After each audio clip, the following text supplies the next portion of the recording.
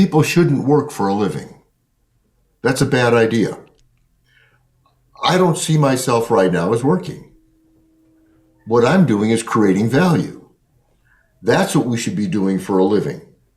Is right now, the three of us are trying to create value for our audience. And it's that creating value that is what we should be focused on. And if that's what we're focused on, the rewards will probably come.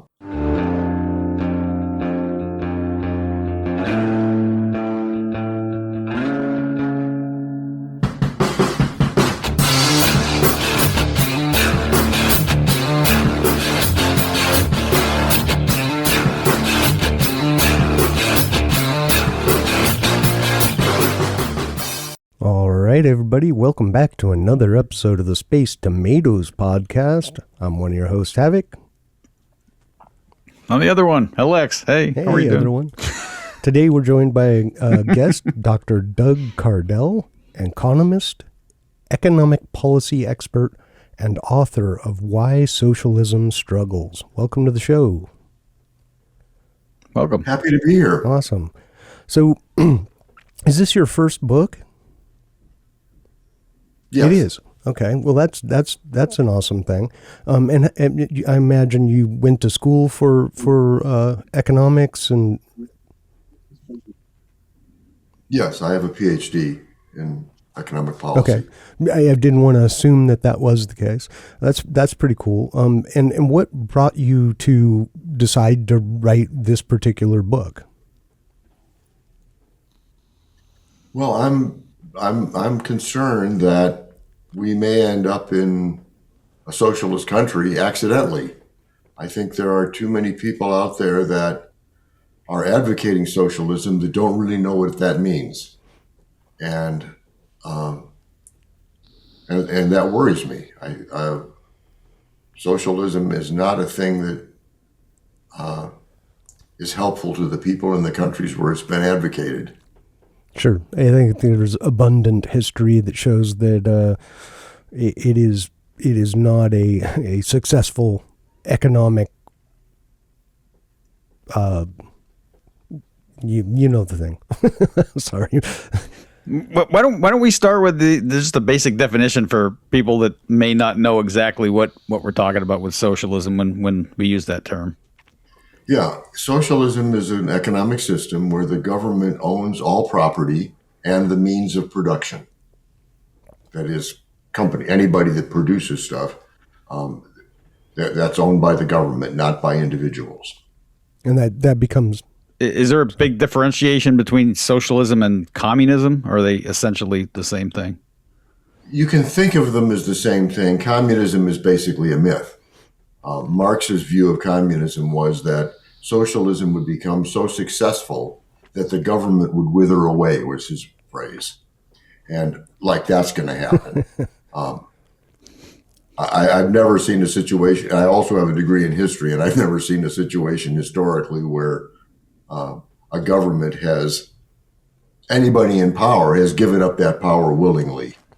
Right. And I would say that goes across all government forms, not just that. Yeah. And that's a human thing, not right. And then when you add in the incentives of socialism, where the government then controls all industry, all input, all output, you've basically given a power-hungry mob carte blanche to society, everything. Yeah. And I might add too that while we're doing definitions, fascism is very, very close. They're cousins. Some people have been taught that they're the opposite, which is just ridiculous. In fascism, the government controls the means of production and property. So it's a distinction without a difference. That if the government is in charge of the economy, the government is in charge of the economy, and exactly how they do it is unimportant. And so in economics, we lump them under the term centrally planned economies, or CPEs. And that's the first problem with socialism, is that CPEs don't work. Yeah. And I guess so. The question I'm going to ask. I think I kind of already know the answer. I believe I might, or at least as far as a majority thought process. But Keynesian or Austrian? I'm sorry. Keynesian or Austrian economics? Which school of thought do you subscribe more to? An Austrian? Austrian. Okay. That's kind of what I thought. Austrian, sure. Me too. I have no idea what either of those are. The Austrian school is basically based on evidence rather than on ideology. An awful lot of economists, particularly in the United States today, do economics by starting with the conclusion and here's what we would like, and then trying to find ways to make that happen.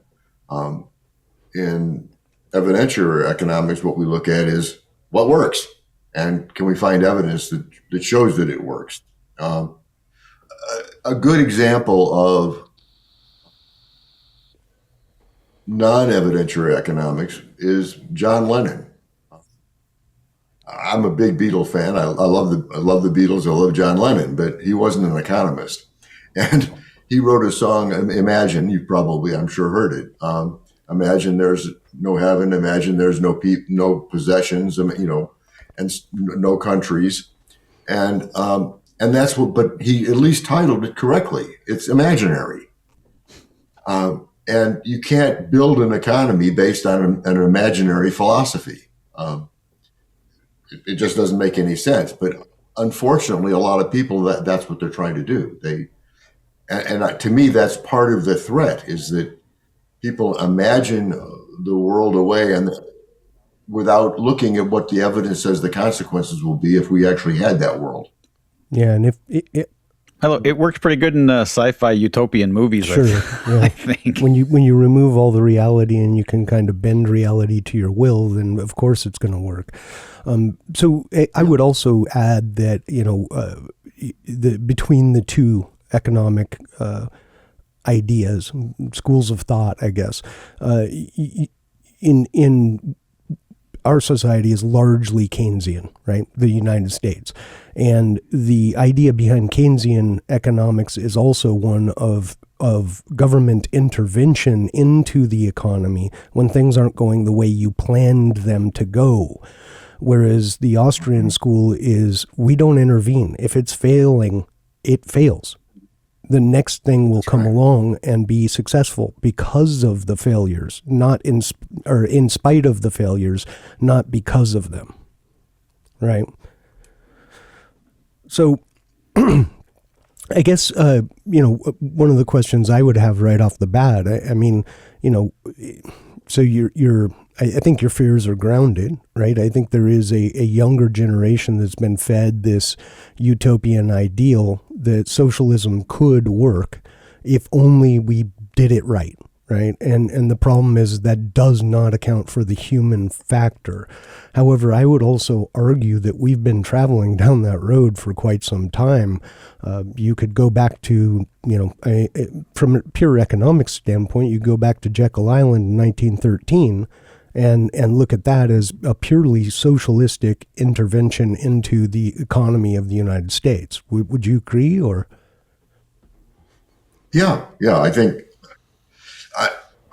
it's really important to draw a distinction between tinkering with the economy and having solid guardrails to prevent other interference into the economy.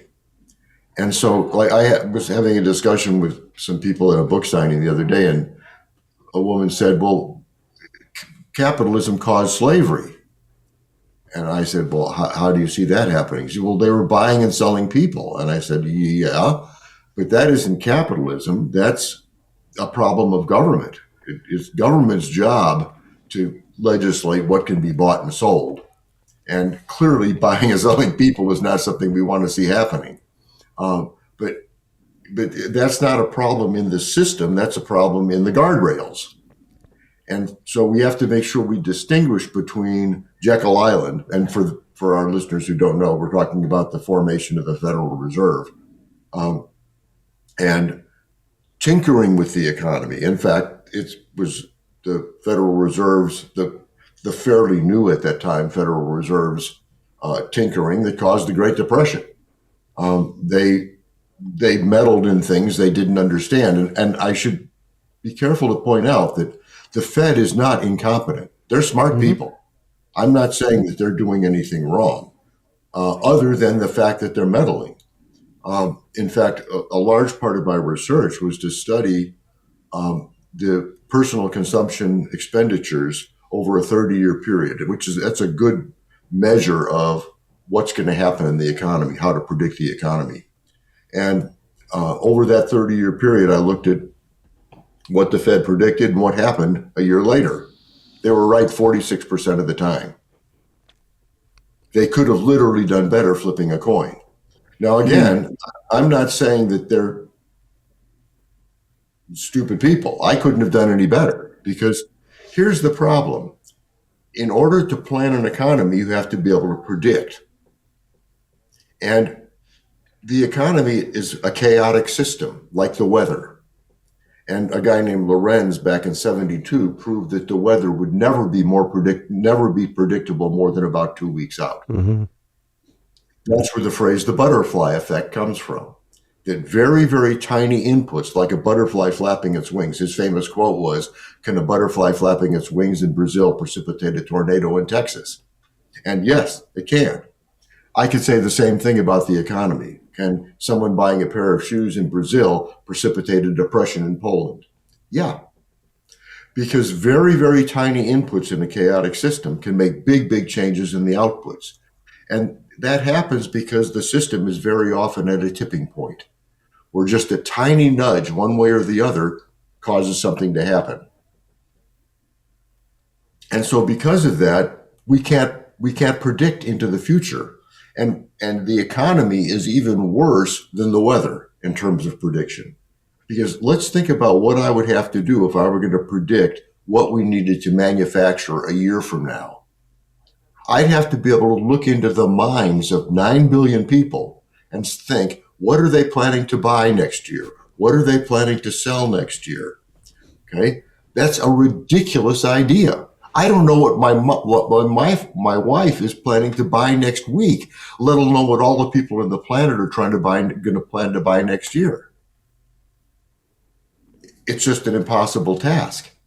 And that's one of the main reasons why socialism fails. Now, you mentioned, of course, that it fails on a human level, and that's, of course, true too. But even if we could somehow I remember when I was probably about 12, somebody tried to convince me that communism was wonderful. And I said, well, that's not going to work. And she said, well, why not? I said, well, it assumes that people are saints, and we're not. Because, yeah, in order for communism to work, we would have to give up self-interest. We would have to say that the interest of the group is more important than my interest. And there is no life anywhere where that happens. This is not just a human thing, it's a life thing.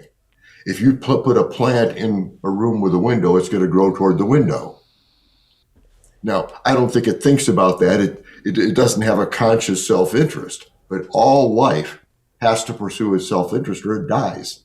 Yeah, I think, so I will say that I do think that there are examples of this at very small scale with a number of willing participants in this. You can look at, people, farmsteading, right? And I'm a farmsteader, and that's not my ideology, but hey, more power to you.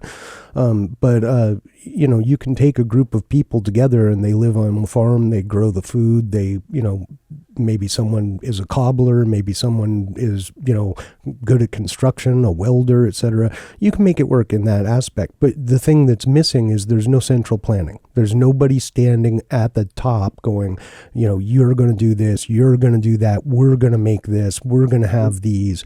And so I would say that, both of those systems in various forms can exist, but once you get outside of, I'd say maybe a dozen people, it's a complete and utter disaster. And I would say it would have to be geographically located in a very similar, location, right? It could not be dispersed. Otherwise, again, you run into that problem. So you're exactly right. Get that, I'm sorry, go ahead. Go ahead. I was just going to say, when you get that one central person in charge of everything, that's kind of how you get a cult. Yeah, sure. And if even the kibbutzim in Israel found pretty quickly that as the kibbutzes grew, it stopped working. Because you're right, it can work in small situations where, like, for example, a family. Mm-hmm.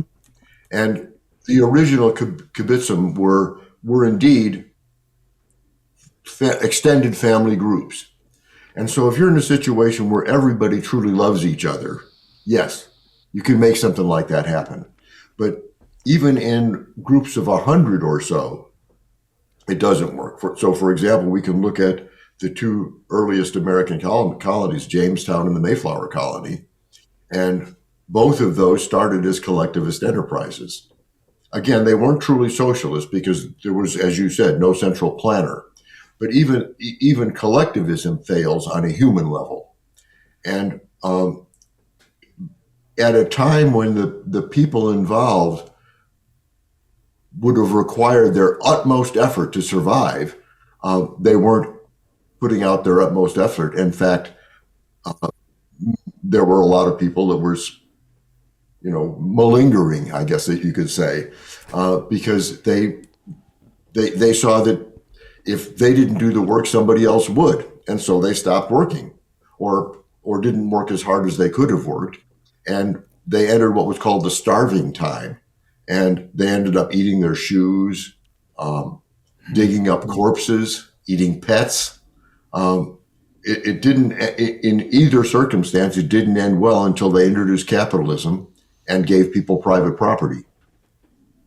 And then, in both cases, the colony rebounded and succeeded. Yeah, I think capitalism is, at least, at least from my eyes, a more real form of capitalism is definitely a desirable outcome. And I think it's an interesting take as well. And you see this a lot, again, like you had pointed out in the younger generations, where they attribute what they see in our society to actual capitalism, when it's more akin to something like a corporatism or a cronyism or a corporate cronyism, right? It is not true capitalism. True capitalism is actually a wonderful design. You have something I want, I have something you want, we agree on a value and a fair trade, and we both go our own ways with a new thing that we wanted. That's capitalism, and there's no we're failing as a business. Oh, well, let me just inject liquidity into your business and help you out. It doesn't exist. You fail. That's it. That all revolves around one key thing that people don't understand. I was actually on a podcast yesterday, and somebody said that capitalism was a little bit messed up because people chose beta over VHS recording tapes. We're talking about, for the audience that doesn't remember that. His assumption was that by his definition, beta was a better system. And so capitalism screwed up by choosing VHS. But that's basically a fascist notion. It's saying that I know for someone else better what they need. And that's the inherent fallacy in any centrally planned economy, is that we all have our own values, and none of us have the same values, and we don't even have the same values from day to day. And so the fact, let's say that the three of us go to a restaurant, and I like salad and Havoc likes bread, and LX likes Brussels sprouts. And so we arranged a three-way trade, and we all get what we like. Does it make any sense then to look at the menu prices and say somebody got screwed because the menu price of Brussels sprouts was higher than the menu price of bread and salad?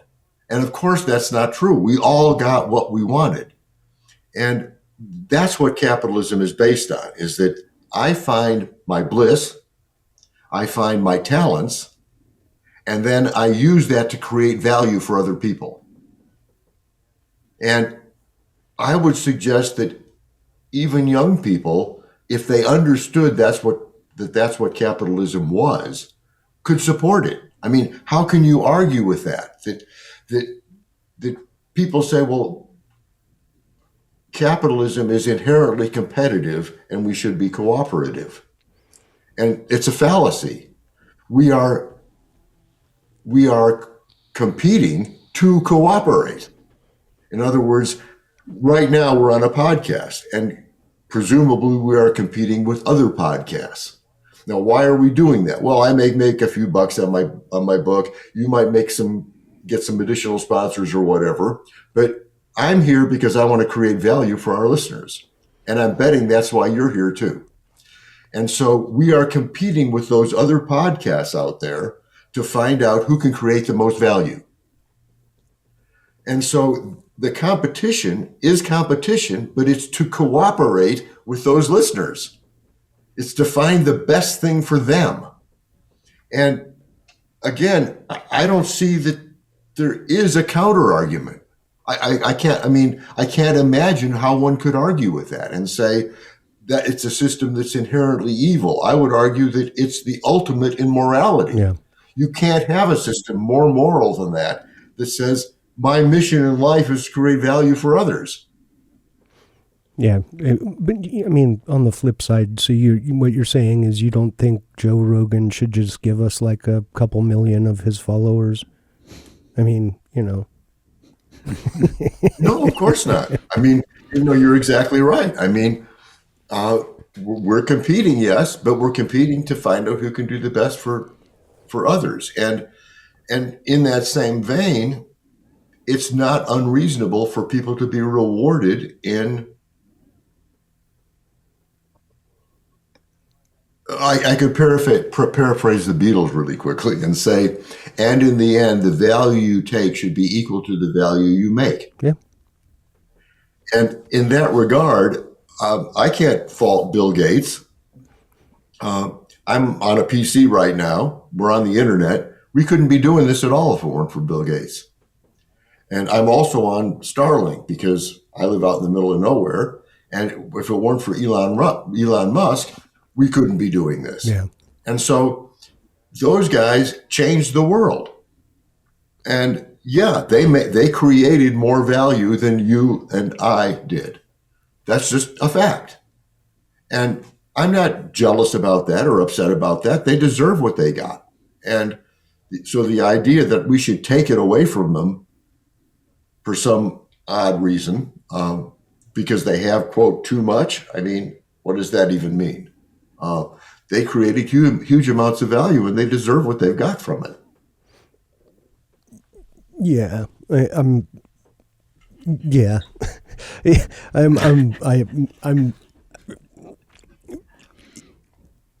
the spirit of what you're saying, I agree with, right? I think there definitely has been. So oftentimes winners are chosen and not necessarily based on the merits of their products or their output, right? And I think that both of those gentlemen have greatly been lifted up by situations exactly like that, right? I'm not going to throw shade in general because it does nobody any good, but I would say that, I'm more a fan of again, what I call true capitalism. I even go so far as to, I don't know that IP is a good thing. In fact, I think it's largely a bad thing for us. And why do I say that? Once you have IP, nobody else can make that thing. And even if they tweak it to be a little bit better, you'll be in violation of a patent. Well, the whole idea behind capitalism is I make a good thing. If I want to compete with you, I'm going to make a better thing at a better price point. And someone else is going to come along and try and do it better than I do at a better price point. Or they're going to add something or change it just enough. And so I'm more a fan of those styles of capitalism than I am of anything that has that intervention in it. Which I get it. That's also a fairly utopian type of a stance. But at the same time, that is what capitalism is, right? And once you step outside of that, and there is even something to the effect of, oh, well, you're going to create jobs maybe in this location. We're going to give you a building and land. We're going to put a railroad right up to your building, etc. You've chosen a winner. That's not capitalism. Capitalism is I built up the capital to actually finance the railroad to put it up to my building that I financed, that I put, that's capitalism. So that would be my only. Yeah, that's precisely the difference between those guardrails and tinkering with the economy. Because what you're referring to now is not a weakness in capitalism. It's a weakness in the government surrounding capitalism. Exactly. And yeah, to the extent that Gates or Musk were helped by government, that's a bad thing. Yep. That's not the job of government. Government should not be picking winners and losers. They're bad at it. History has shown over and over again that they are incapable of it. And it's back to the beta versus VHS thing. Government or no one else is capable of choosing what's best for someone else. Yeah. It's just an impossible thing to do. I'm also a musician, and I have a lot of friends that are musicians, and a lot of them don't do great economically, particularly those for whom it's their full-time gig. And so people talk about, well, everybody should have a guaranteed income, and some people refer to musicians as being, or artists as being in that category, people that should be subsidized. My friends that are musicians, and that's their full-time gig and aren't doing well financially, are perfectly happy that way. They aren't asking for a handout. They are doing art for art's sake, not for money's sake. And that's a great thing. That is not something we should put down, but it's also not something that anybody is asking for help with. In my book, I use the comparison of the Beatles and the Grateful Dead. Mm. The Beatles made a lot more money than the Grateful Dead did.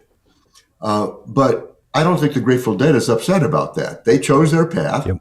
And they were happy with that path. And I think they're just as happy as the Beatles. They owned their own buses. And so... Whoever bought Jerry's guitar is pretty happy. Did you see that thing sold for $14 million? Yeah. That's nuts. Incredible stuff. But yeah. That's crazy. Yeah. But so none of us are capable of, I can't, like I said, I can't even choose what's best for my wife in a lot of situations. And so the idea that I could possibly choose what's best for people I've never even met is just dumb.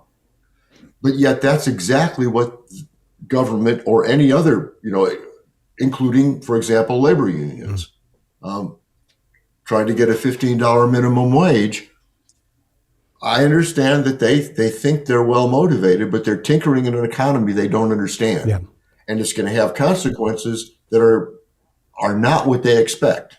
I mean, and again, history has shown this. Back in the 70s, the ladies' garment union had some of the most successful strikes in American history and managed to get wages raised dramatically. And not long after this, I don't know if you are old enough to remember, but they came out with this little jingle, "Look for the union label when you're buying that blouse, dress, or coat," or whatever and that was like. And people did look at the union label, but they also looked at the price tag. Yep. And saw that and what happened? There is no longer a women's garment union. Why not? Because no women's garments are made in the U.S. anymore.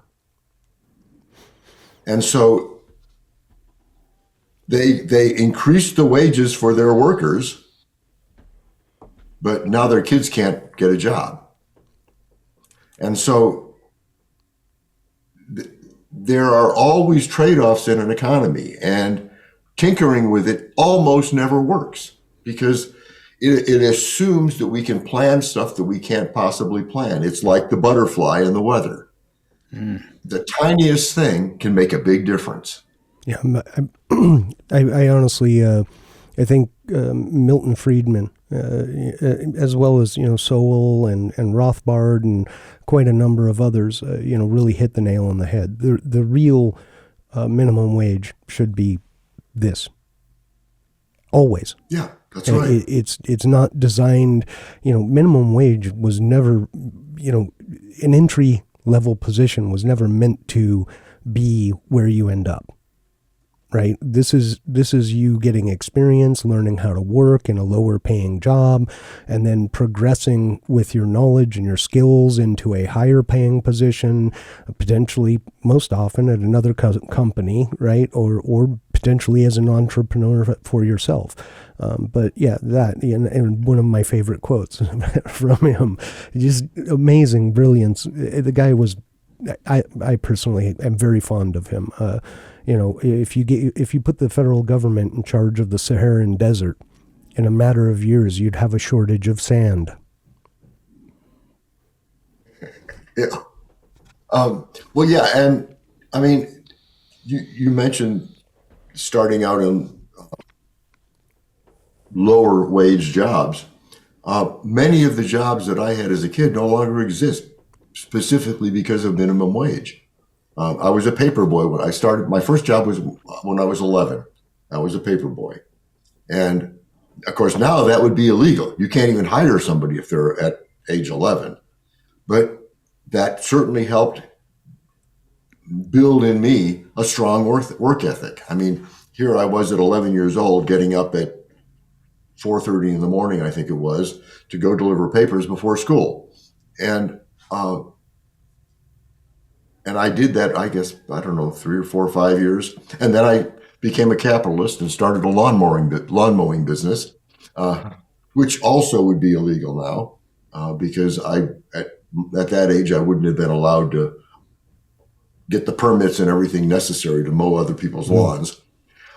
Then I did some gas pumping, and I was laid off ultimately because people decided it was better to pump gas themselves than to pay me to do it for them.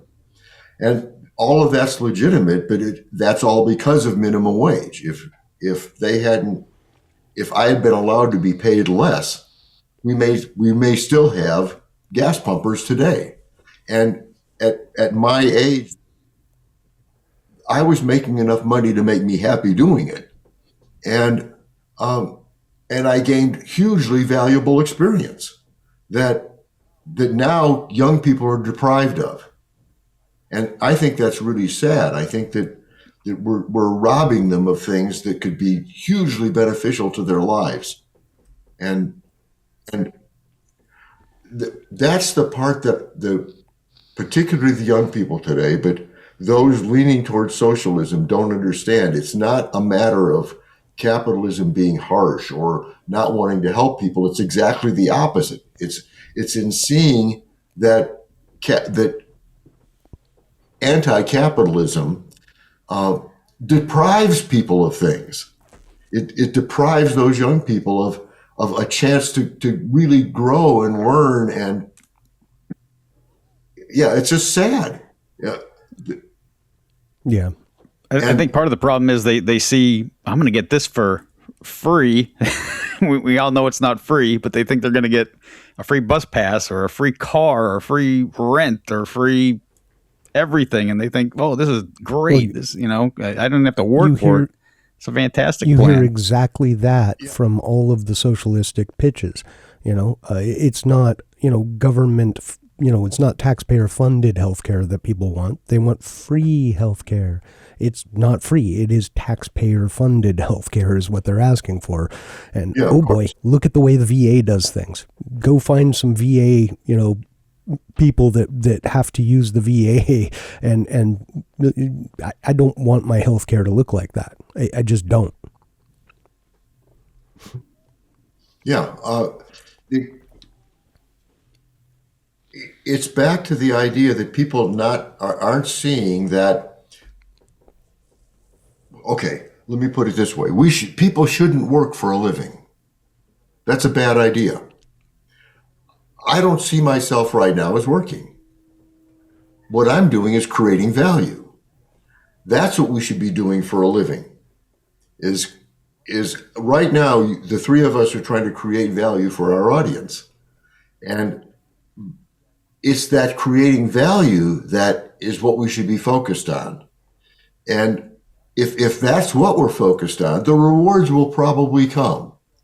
Now, it could be that we're doing something wrong that's preventing us from getting those rewards. Maybe we're not doing enough market research. Some of the musicians I know play jazz, and they are some of the ones that do least well financially.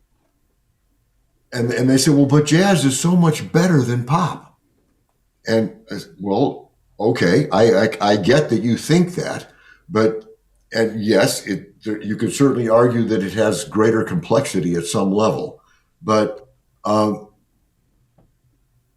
it's not what people want. Yeah. And so, like in my case, I play 50s and 60s rock and roll because that's what people want. I mean, and if you're trying to create value for people, you have to first acknowledge that they are the ones that get to decide what value is. I can't impose what I think is valuable on someone else.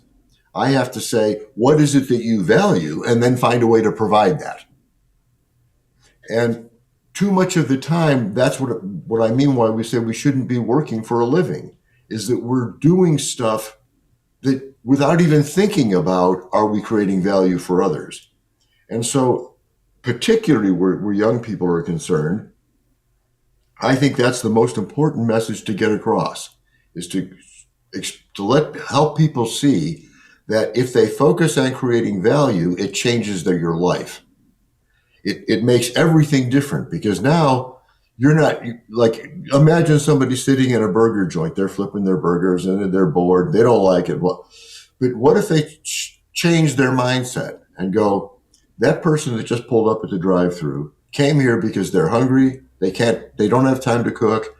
I'm going to make them the best burger I can make them, and I'm going to serve it to them cheerfully, happily. I'm going to try and make their day. Now, here's what's going to happen. In a week, I guarantee that burger flipper is going to be happier. Mm-hmm. I guarantee it, because they're going to start seeing the value they're creating. And probably in a month, they're going to start seeing greater rewards. They're going to get a raise. They're going to get a promotion, because the people that are employing them are going to see that they're creating value. They're making the enterprise more successful.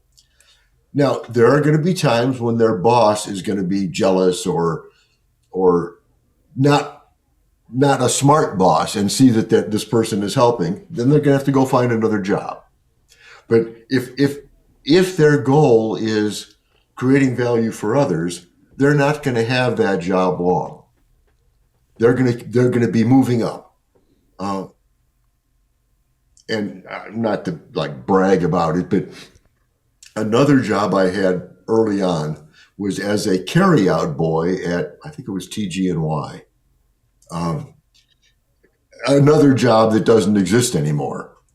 For those listeners who have never heard about this, my job was to carry the groceries of the shoppers out to their car and put them in the trunk and stuff for them.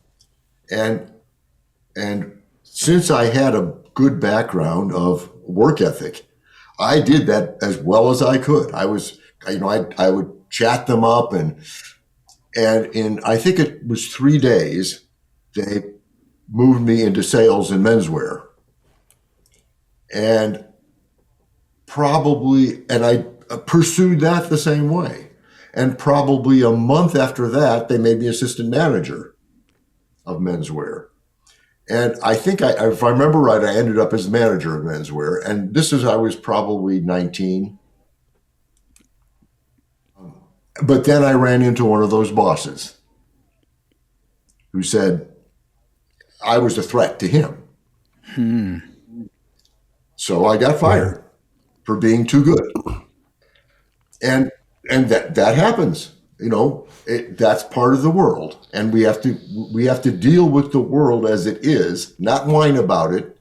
And I didn't. I mean, I understood even at that young age that the world is not built as a fair place. There are jerks out there, a lot of them, and that's going to cause what you might call unfair things to happen. So you deal with it. You learn from it. You move on, and you say, okay, it didn't work this time. Now I'm going to keep my eyes open from now on. And if I think I'm in a situation where I'm going to run into a boss like that, I'll change ahead of time before I get fired. Yeah. I'll have to keep my eyes open and learn about that.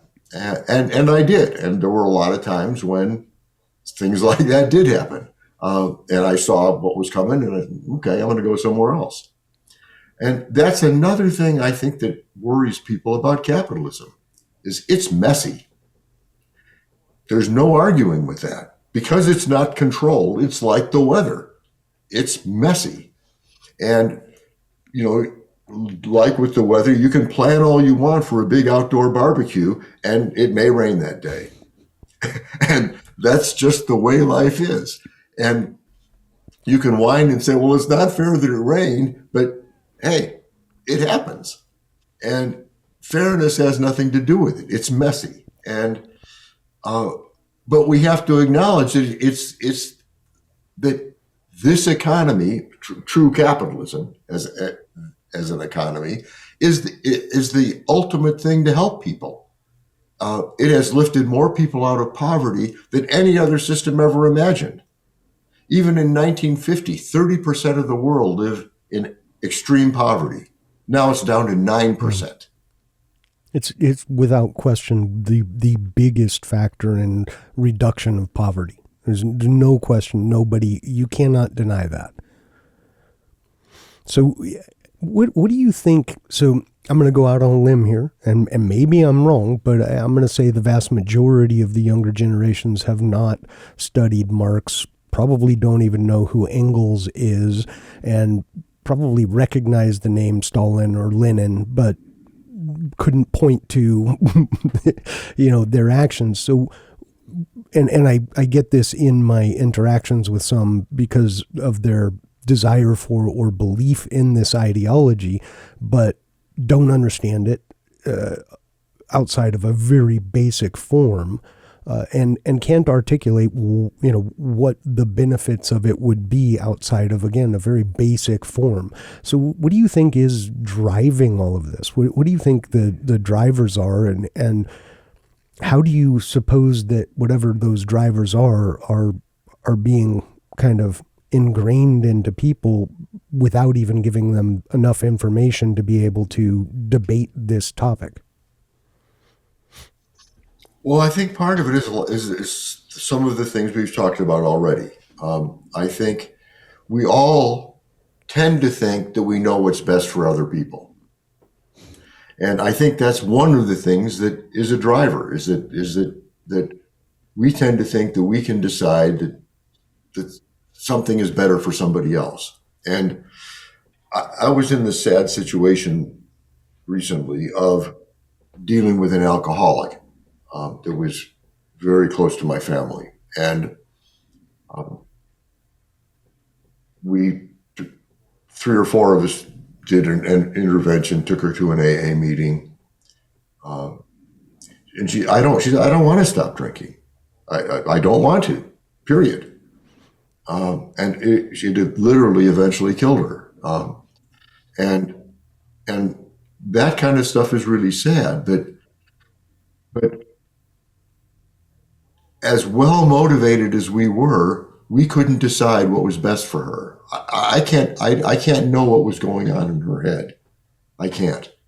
But I've got to believe that at some level, she thought that what she was doing was better for her than the alternative. And I don't understand what her alternative was. You know, I don't know what pain she was masking.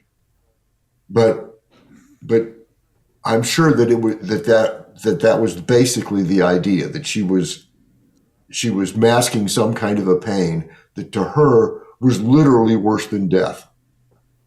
And, you know, I'm kind of tearing up a little bit, but it's that kind of stuff, sad as it is evidence that we just can't decide what's best for somebody else. We're incapable of it. And so we have to honor that. And that means that we have to let other people decide for themselves. And if they want to be a jazz musician and make barely minimum wage, that's their choice, and that's fine. It's not my job to butt into that and tinker with it. I think another thing that we've talked about already that's a big driver is the idea of creating value for others. It's hard to be happy when you're working. If what you're really doing is just doing something that somebody else has told you to do without any vision of how that is something that's helpful to you, without seeing that you're achieving something, it's sad. I mean, if we could get people to see that creating value was important, and in fact, if you look at two people, Maslow and McCollum, both have different scales of human happiness, if you want to call it that. But in Maslow's, the highest is self-actualization. In McLennan's, it's achievement. And we tend to mix the things up. We look at things like wealth, and we don't see it as a reward for achievement. We see it as like some freaky accident. And obviously, if you win the lottery, that's probably true. But what people should be looking at is not admiring or wanting wealth, but wanting the achievement or the self-actualization that the people that have acquired wealth have gotten from it. Mm. And like if you look at the 10 richest people in the world, which right now happen to be Americans, all of them are in that category. Not one of them has inherited wealth. Every single one of them made big changes in the world to do that. And so they're approaching that self-actualization. And I think that's what we would like young people to start thinking about, is how can they go out there and find their bliss, find something you really love, and then exploit that, develop a talent around it, and then go out and create value for others. And if that's what they're doing, they're going to be happy. I'm absolutely convinced. I've never seen it fail. And yeah, I think too many people are stuck in a work situation that can't ever make them happy, because they aren't doing it for self-actualization. They aren't pursuing achievement. They're pursuing, I've just got to make the next dollar. And that's even true of some people that do really, really well. I'm sure there's some hedge fund manager out there that tonight is probably going to commit suicide. Mm. I mean, it's sad, but it's likely. You know, the poem, I think it was an unknown author, but it was done by Simon and Garfunkel, Richard Cory, about a rich guy that owned half of the town. They say that Richard Cory went home last night and put a bullet in his head. It's an old poem and a song by Simon and Garfunkel about that it isn't money that we should be pursuing. Money doesn't make you happy. It's what you're doing to get that money, if you're doing it right, that makes you happy. And so what the three of us are doing right now is not something that we're going to be unhappy about. We're doing this joyfully. We love what we're doing, and we're going to make what we make out of it. And hopefully we'll create enough value that we will be rewarded in kind, but it's only if we create enough value to do that. Yeah, what's that old saying? If you enjoy what you do, you'll never work a day in your life. Something like that. I don't know exactly who to attribute it to, but yeah, that's a really good one. I mean, that's the way the world is that, and again, that's why it's so important to look at evidence. We want to look at the world the way the world really is, not the way we would like it to be. Another really good example of how this all works. Capitalism functions on what's called spontaneous order. Mm-hmm. And like I said, it's messy, but spontaneous order means that order evolves from nothing. And it does. You look at herd animals, for example, and you can watch the way a herd circulates. And it puts some animals in a more dangerous position, but over time it equalizes the danger as the herd changes positions spontaneously. Another example of spontaneous order are like squirrels and bees. Squirrels are not out there going, gotta get nuts, gotta get nuts, gotta get nuts. And then going, because I want to plant trees, I want to plant trees, I want to plant trees. No, squirrels don't know anything about planting trees. That thought never crosses their minds. They're not trying to help the environment, they're trying to save food for next winter. Same with bees. Bees are not out there trying to pollinate flowers. They're trying to collect pollen to make honey. They could care less about whether flowers get pollinated or not.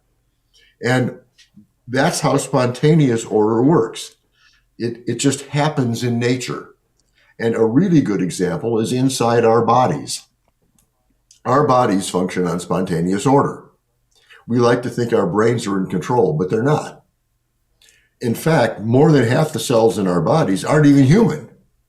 They're viruses, microbes, bacteria, fungi. That's a literal fact. Most of the cells that exist in our bodies right now are not human cells. So even if we could control the human ones, it wouldn't work out well. But even the cells that are human, right now you've got a cell in your liver. And it's doing its little liver cell thing. It does not know you exist. It is not under the control of your brain. It's just doing what it needs to do to survive in its environment. You happen to be that environment. But it's just an environment. It doesn't know about you, doesn't care about you. It's just doing what it needs to do to keep alive and multiply as a cell. It's sort of now. Sometimes, I was just going to say it's very akin to like chaos theory, right? Yes, it is. It for sure is. Yes, spontaneous order is a part of chaos theory, and now sometimes, and here's where we get to the guardrails. That process gets out of control. That's what we call cancer. That's when the cells get so greedy that they are glomming onto resources that they shouldn't be glomming onto. And that's the time when the brain has to come in, the government, and say, we're going to do something about this. I've got to go get chemo or radiation or surgery, because we've got to stop those evil cancer cells from messing up the body. And so that's the difference between guardrails and tinkering. I can't tinker with those cells in my liver. If I were to try to, imagine this, you've got trillions of cells in your body. If you could send one command a second, it would take hundreds of thousands of years for you to send a command to every cell in your body. But that's exactly what we're trying to do when we tinker with the economy. We're messing with stuff that can't be understood. It's impossible to do it right. And so, but we do have to have those guardrails. If there are bad actors out there doing stuff to mess with the body, like cancer, we got to get rid of that cancer.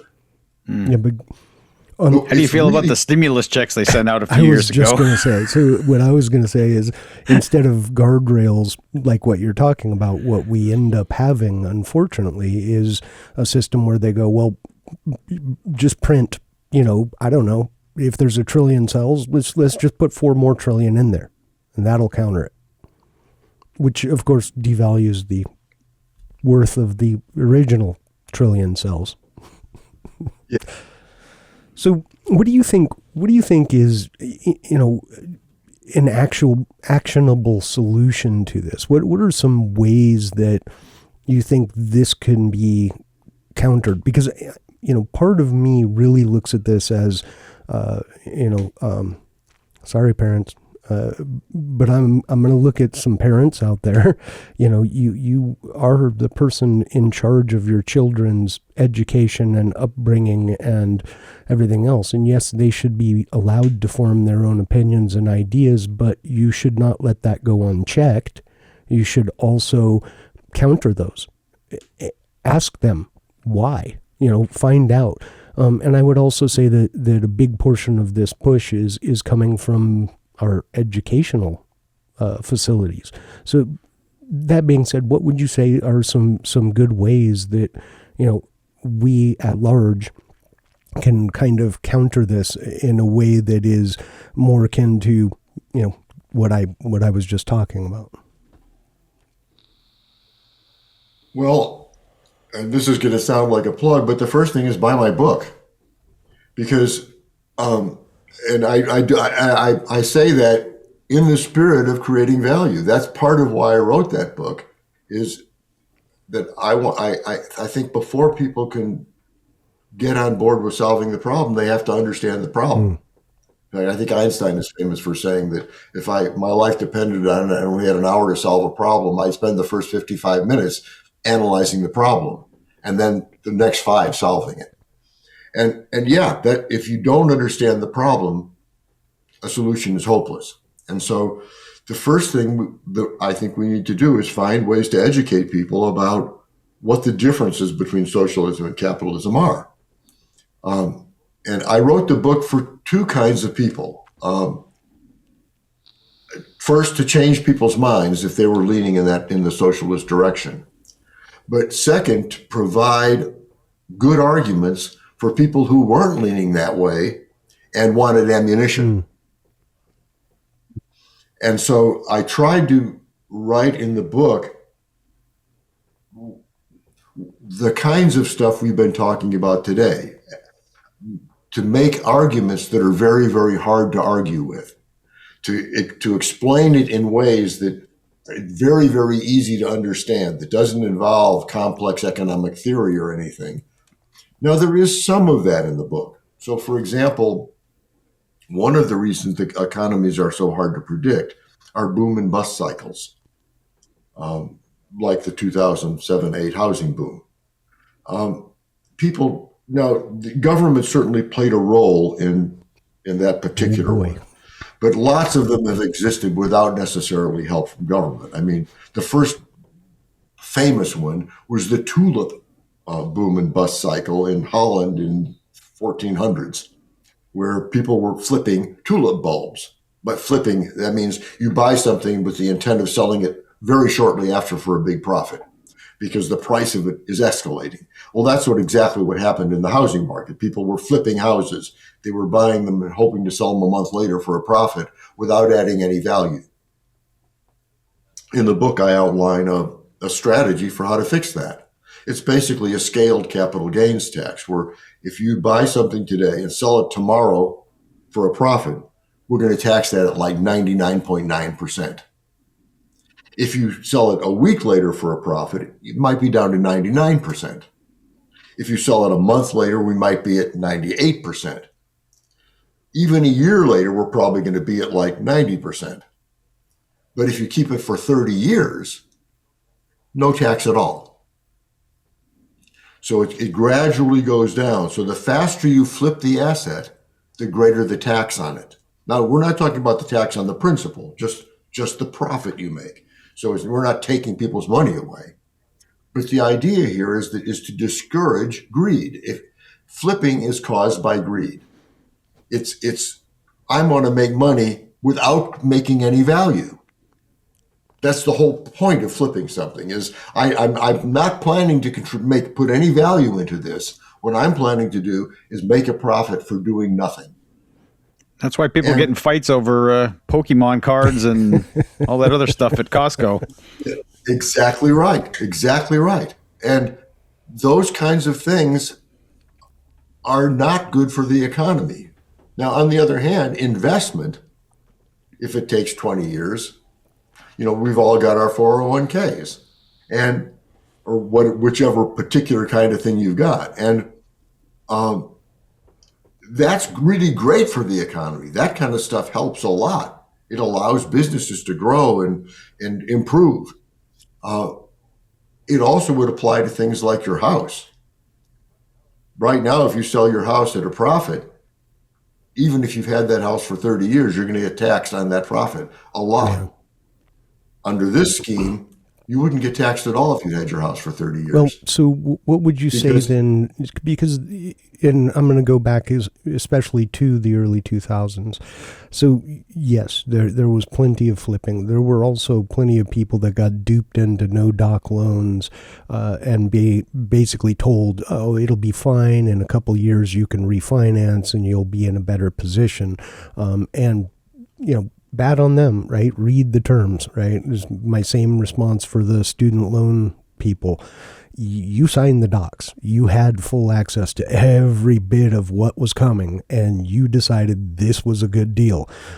Nobody forced you into it. No, you don't have to go to college. You can have a successful life without going to college, and you can even go later. In fact, most corporations, if you go work for one, will pay for that. Oh gosh, it happened again. But so your idea incentivizes, not it disincentivizes the investment firm, the etc. However, there were a lot of people that actually did create value, and they came into neighborhoods where homes were fairly cheap and loans were easy enough to get. And then they took an aged old ranch house and, fixed it and added value and made it a nice place to live and increased its value as well as all of the homes around it by doing so. But now you're going to tax, of course, tax that person at an exorbitant rate. No, we would not. See, now here's where I have a rub on that, right? If you haven't figured it out right, I'll just give you the basis for where I'm coming from. I identify myself as far as I'm apolitical. I am a libertarian with a small L, not the big one that is a noun and party affiliation. So my issue here is that whenever you ask government to do something, they don't do it in a way like, oh, well, if you're doing this and you're adding, there's none of that. We're going to add the tax and it's across the board and everybody gets it. And so now you could set up a disincentivization for actually people going and putting in their sweat equity and their own money to build a better place and create value. Yeah, that wouldn't be affected because part of their cost basis would be their sweat equity and the money they put into it. And so the only profit they would be charged on would be profit that was not created by their value, by their added value. So anything they did that would actually added value is part of their cost basis. And so it's unaffected. Okay. We're only talking about flipping.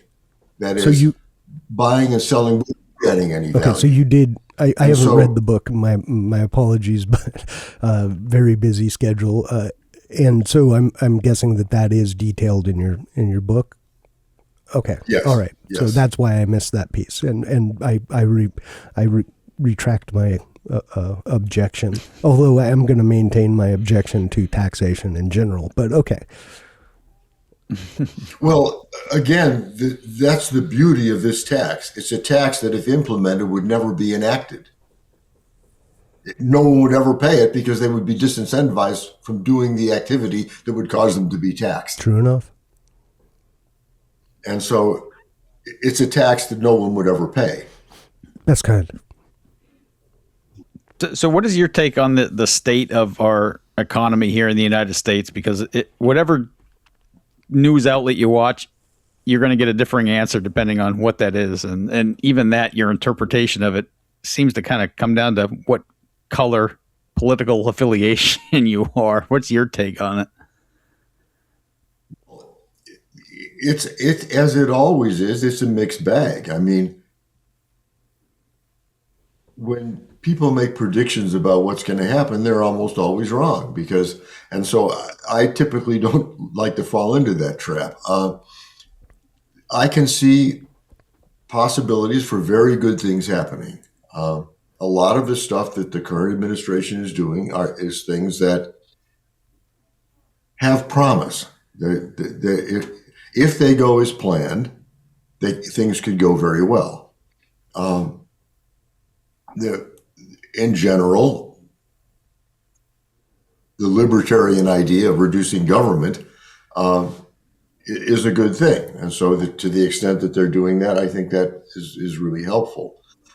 There are things that it's too early to tell. Tariffs, for example. If tariffs are being used strictly as a negotiating tool, I think that's probably a good idea.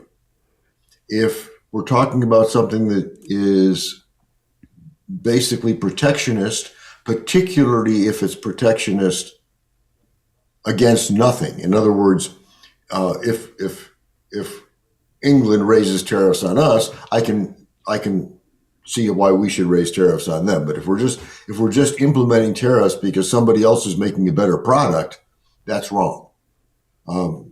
Free trade should be free trade, and we should only be tinkering with that in response to somebody else's tinkering. In other words, if we have to do it in self-defense, fine. And like I said, as a negotiating tool, if we're trying to get someone to change their behavior in a non-economic sphere, and we think that imposing a tariff might do that, I can see a point in doing that. So yeah, a lot of this stuff is stuff that we just have to wait and see how it plays out. You know, there are things that I can't answer, and nobody else that's being honest can. Anybody who thinks they know where things like that are going is either a fool or a liar. They're making predictions that are unmakeable. I'd just go right back to Milton Friedman, Saharan Desert, shortage of sand. Sounds like an impossibility, but, you know. Government tends to tinker more than it should. In fact, like you mentioned, things like housing loans and student loans and stuff like that. Most of the messes that we have, particularly in healthcare and secondary or college post-secondary education, caused by government. Both in the healthcare industry and the post secondary or college education sphere, the government has intervened enough to separate the producer and the consumer. Anytime you separate the producer and the consumer, you mess up the economy. Because capitalism is based on the idea that we negotiate prices, that the consumer and the producer make a deal. We say, I see what you're offering. I'm going to shop around and see where I can get the best deal. Yeah, I mean, it again. That doesn't happen in education and healthcare. Right. I went to the doctor a couple of days ago, get my eyes checked. I have no idea what I paid. Not only did I not know ahead of time and have the ability to shop around, after it's done, I have no idea what that cost. None. It could be $5,000. It could be $500. I can't even make a good guess. No clue. And so as a result, insurance companies and practitioners make a lot more money because there is no negotiation happening. And now, I'm not saying I'm against insurance. A long, long time ago, people could shop for insurance individually.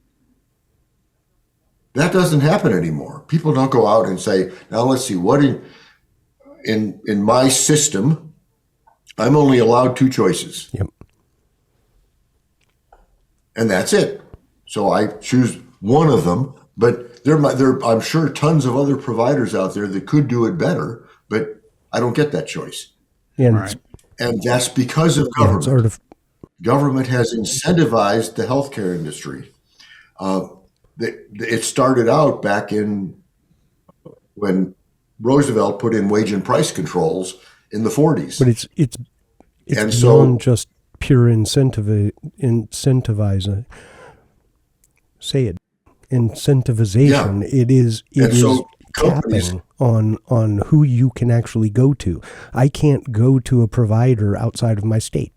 I have to go to the only ones that are listed as agents in my state. Whereas I could theoretically go to someone, in a different state and probably pay, far less for the same services, maybe even better services. But you don't have that ability. So it's interference in other ways as well that, again, choosing the winners, which is not capitalism. That is not capitalism, has nothing to do with capitalism. And so people blame healthcare, but say that healthcare is unaffordable, and that's why we need socialized medicine, and it's semi-socialized or semi-fascist medicine that got us in this place. It's not a fault of capitalism. My grandfather was a physician, and he made house calls. He did a lot to help people, and he certainly didn't get rich doing it because he was doing it before modern healthcare. He lived in probably a 1,400 square foot house and had a 6-year-old car, and a far cry from what practitioners get today. And I'm not saying that they don't earn that. I mean, part of their problem is they paid a ridiculous amount for their education because government interfered in that. And so they have huge debts to pay back and a huge amount of their time right now. My GP from most or much of my adult life quit a couple of years ago because he got sick of the paperwork.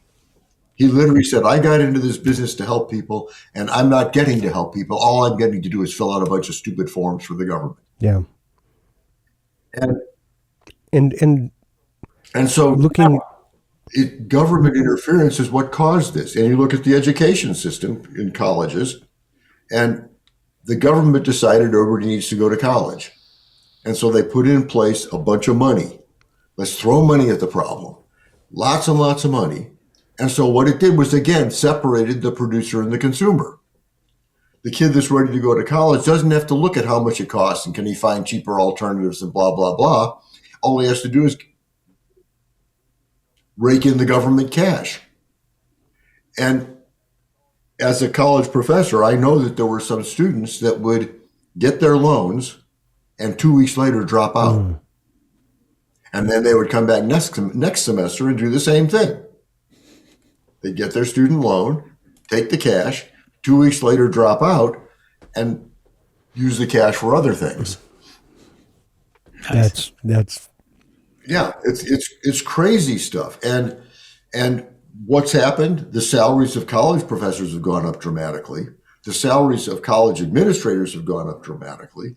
There have been tons and tons more college administrators added. Every student union in the country now has a climbing wall, a waterfall.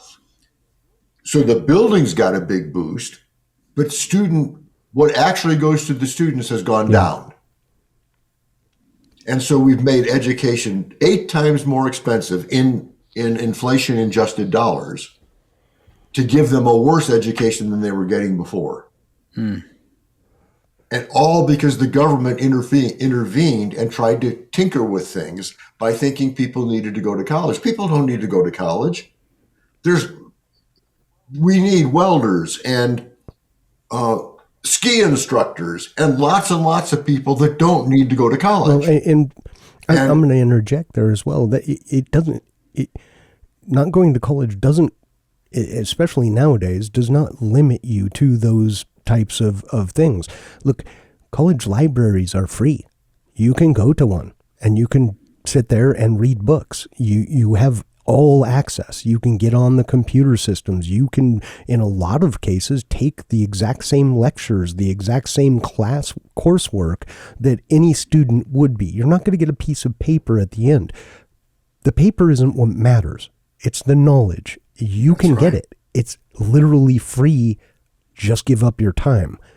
So I would say, again, you can get into a tech position. You can become, software coder, a developer. You can do all of these things without college. You don't need it. Now, if you want to become a CEO or something, yeah, there's going to be scrutiny on that. But there are plenty of them out there that came from nothing, started their own business, and didn't go to college.